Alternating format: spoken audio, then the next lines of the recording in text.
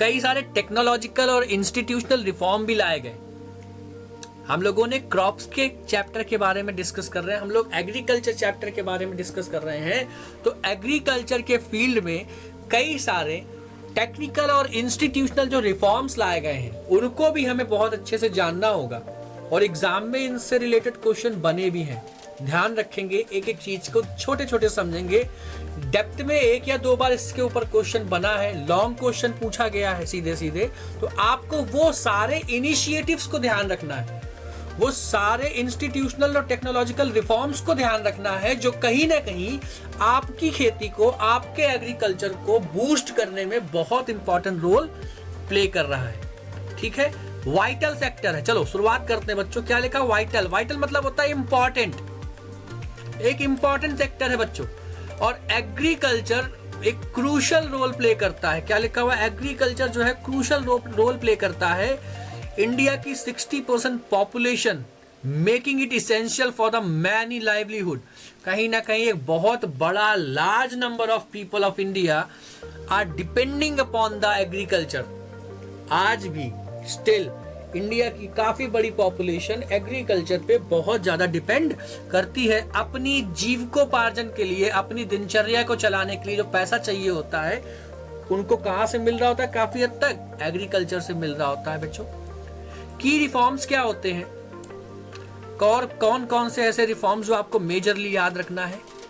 Green revolution बहुत important है। Doctor MS Swaminathan, ध्यान रखना, father of the green revolution आपके देश में डॉक्टर एमएस स्वामीनाथन, जो 1970s के दौर में ग्रीन रेवोल्यूशन आई थी आपके देश में, जिसने क्या किया था, कहीं ना कहीं आपके देश में जो फूड ग्रेन्स होते हैं उनका कल्टीवेशन, उनका प्रोडक्शन में बहुत एक ड्रास्टिकली बूस्ट देखने को मिला था।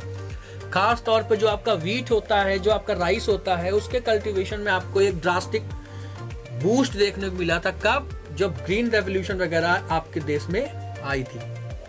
आगे देखते हैं बेटा, क्या लिखा हुआ है? व्हाइट रेवोल्यूशन देखने को मिल रहा है। क्या ये व्हाइट रेवोल्यूशन मिल्क के लिए बोली जा रही है? ठीक है, ध्यान रखना, मिल्क के लिए कहा जा रहा है कि मिल्क की जो क्रांति आई है, दूध से जो क्रांति आई है। डॉक्टर वर्जिस कुरियन, ध्यान रखना, अमूल के संस्थापक, उन्होंने वो लाए थे। कहीं ना कहीं ये रेवोल्यूशंस जो लाई गई हैं, इन्होंने आपके देश में क्या किया है? काफी हद तक फूड सिक्योरिटी को इम्प्रूव किया है। ठीक है, ये भी ध्यान रखना। गवर्नमेंट ऑफ इंडिया के द्वारा लॉन्च किया गया एक इनिशिएटिव किसान क्रेडिट कार्ड, ध्यान रखना, केसीसी का फुल फॉर्म पूछा गया है। किसान क्रेडिट कार्ड मतलब क्या होता है बच्चों? इसका मतलब होता है कि अगर किसी किसान को क्रेडिट चाहिए, क्रेडिट मतलब क्या कि उधार चाहिए, तो उसके लिए क्या होता है कि गवर्नमेंट बैंक्स बेसिकली प्रोवाइड करती हैं क्रेडिट कार्ड, जिससे वो क्या कर सकता है, किसान अपनी फाइनेंशियल नीड्स, उसकी फाइनेंशियल नीड्स किस चीज से फाइनेंशियल नीड्स, बेसिकली उसको सीड्स खरीदना होगा, उसको फर्टिलाइजर्स खरीदना होगा, उसको किसानी से संबंधित जो अलग अलग इक्विपमेंट्स हैं उनको खरीदना होगा।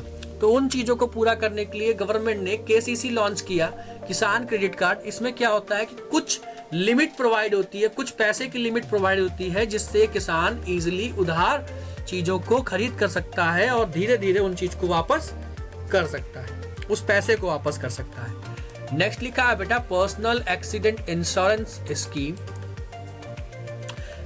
सपोज कि कोई किसान खेती कर रहा है, कोई किसान अपने फील्ड में काम कर रहा है और उस फील्ड में काम करते समय उसको किसी प्रकार का कोई एक्सीडेंट का सामना करना पड़ता है। मैं कह रहा हूँ चोट लग गई है, किसी जानवर ने काट लिया है, जिसकी वजह से उस किसान को कुछ सीवियर इंजरी होती है या अनफॉर्चुनेटली उसकी डेथ हो जाती है। तो ऐसे केसेस में भी क्या होता है कि गवर्नमेंट ने एक पर्सनल एक्सीडेंट इंश्योरेंस स्कीम को लॉन्च किया, जिसमें गवर्नमेंट प्रोवाइड करती है उस किसान को, किसान के परिवार वालों को इंश्योरेंस प्रोवाइड करती है, जो कहीं ना कहीं उस किसान से, उस फार्मर को, उसकी फैमिली को काफी हद तक सपोर्ट मिल सके।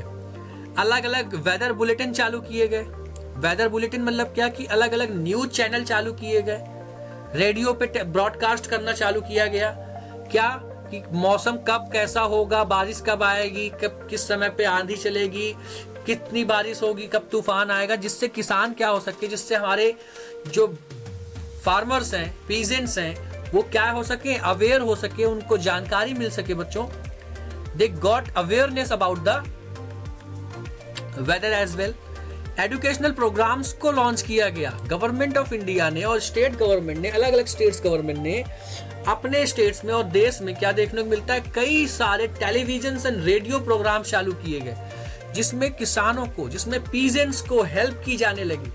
किस चीज में हेल्प की गई बेटा, कि अलग अलग शोज एंड डिस्कशंस में बात करी गई सॉइल को किस प्रकार से इंप्रूव कर सकते हैं, सॉइल की फर्टिलिटी को कैसे इंप्रूव कर सकते हैं, कैसे अपने प्रोड्यूस को बढ़ा सकते हैं, कैसे HYV सीड्स का इस्तेमाल करना है, कितना पानी लेना है।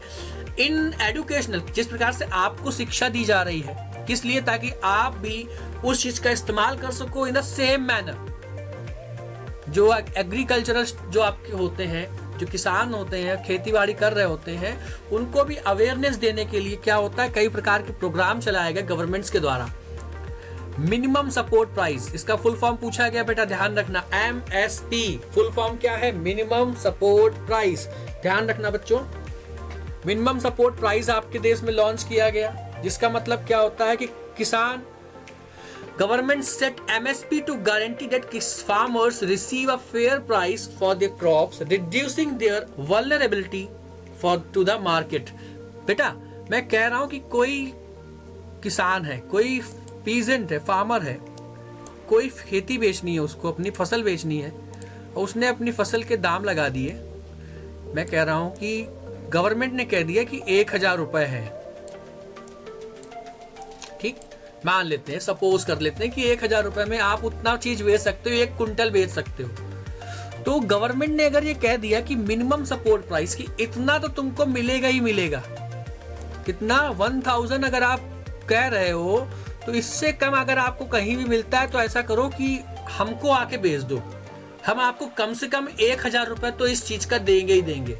अगर मार्केट में आपको इससे कम मिल रहा है तो ऐसा करिए कि आप सीधे सीधे अपनी फसल को हमको बेच दीजिए, जिससे क्या होगा कि आपको भी जो मार्केट में जो फ्लक्चुएशन चल रहे हैं उससे बचोगे आप, और कहीं ना कहीं आप भी काफी हद तक अपनी चीजों को रिकवर कर सकोगे। It is just an hypothetical, मैंने अभी जो बताया है 1000, किसी चीज का, किसी भी फसल का 1000 MSP नहीं है, ध्यान रखना, और ज्यादा होता है, इसलिए दिमाग मत लगाते बैठ जाना, ठीक है। और चीजें देखते हैं क्या लिखा हुआ बेटा।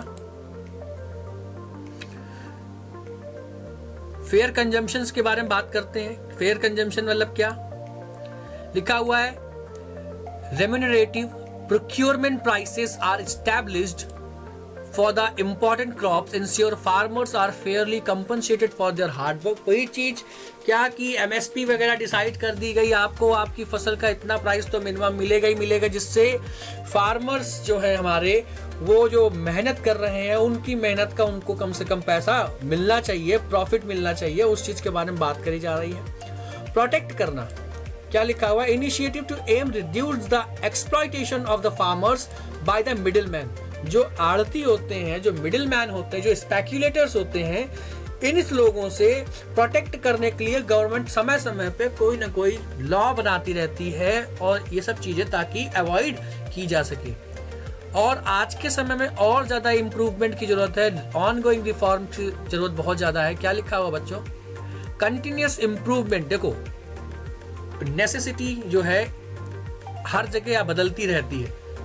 इम्प्रूवमेंट पुराने समय में जब ग्रीन रेवोल्यूशन आई थी तो उस समय डिमांड था, बट आज ग्रीन रेवोल्यूशन के साथ साथ हमें ऑर्गेनिक की, जो ऑर्गेनिक खेती है उसकी भी डिमांड बहुत ज्यादा है। तो हमें बच्चों ध्यान रखना है कि रिफॉर्म्स हमेशा होते रहने चाहिए, सुधार आपके अंदर भी और खेती किसानी में भी, इन सब चीजों में भी रिफॉर्म्स इजीली हमेशा होते रहने चाहिए, जिससे क्या होता है कि आपकी चीजों को,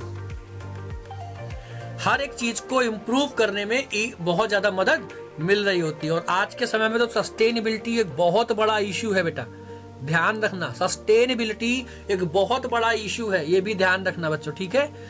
तो उम्मीद करता हूँ ये चीज आपको समझ में आया होगा। एक छोटा सा टॉपिक बचा हुआ है, नेक्स्ट लेक्चर में हम लोग उसके बारे में भी बात कर लेंगे। थैंक यू बच्चों।